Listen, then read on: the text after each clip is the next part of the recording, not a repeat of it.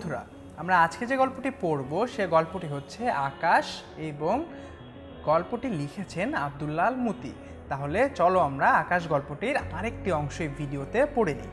সূর্য থেকে যে আলো আমাদের চোখে পড়ে তাকে পৃথিবীর ওপরকার বিশাল হাওয়ার স্তর পেরিয়ে আসতে হয়। অর্থাৎ পৃথিবীর ওপরে কিন্তু হাওয়ার অনেকগুলো স্তর আছে, অর্থাৎ একের ওপর আরেক এমনিভাবে কিন্তু হাওয়ার অনেকগুলো স্তর সাজানো আছে। তাহলে আলো যখন আমাদের চোখে এসে পৌঁছায় তখন কিন্তু আলো এই সবগুলো স্তর পেরিয়ে আমাদের চোখে এসে পৌঁছায়। দুপুরবেলা এই আলো আসে সরাসরি, অর্থাৎ প্রায় লম্বভাবে হাওয়ার স্তর ফুঁড়ে, অর্থাৎ লম্বভাবে এই হাওয়ার স্তর ভেদ করে কিন্তু সরাসরি দুপুরবেলা এই আলো আমাদের কাছে এসে পৌঁছায়। কিন্তু সকালে বা সন্ধ্যায় এই আলো আসে তেরছাভাবে হাওয়ার স্তর পেরিয়ে, অর্থাৎ তেরছাভাবে বলতে বোঝানো হয়েছে বাঁকাভাবে আড়ভাবে এই আলোর স্তর কিন্তু, অর্থাৎ দুঃখিত বন্ধুরা, এই আলো কিন্তু আমাদের কাছে এসে পৌঁছায়। তাতে আলোর হাওয়ার কণা ডিঙাতে হয় দুপুরের তুলনায় অনেক বেশি।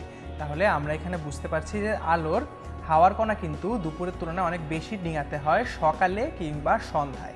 তাই সকালে কিংবা সন্ধ্যায় আলো অতটা বেশি থাকে না দুপুরের মতো। সকালে বা সন্ধ্যায় মেঘ আর হাওয়ার ধুলোর কণার ভেতর দিয়ে লম্বা পথ পেরিয়ে আসতে পারে শুধু সূর্যের লাল আলোর ঢেউগুলো।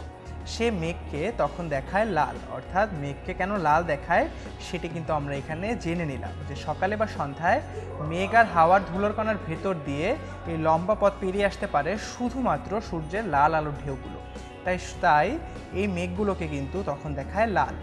ঘন বৃষ্টি মেঘের বড় বড় কণারা যখন আকাশে ছেয়ে ফেলে তখন তার ভেতর দিয়ে আলো আর আসতে পারে না, তাই সে মেঘকে দেখায় কালো। তাহলে আমরা যখন দেখতে পাচ্ছি যে যখন এই আলো আর আসতে পারছে না এই মেঘকে পার করে, তখন কিন্তু এই মেঘকে দেখাচ্ছে কালো। তাহলে বন্ধুরা, আমরা কিন্তু আকাশ গল্পটির আরেকটি অংশ এই ভিডিওতে পড়ে নিলাম।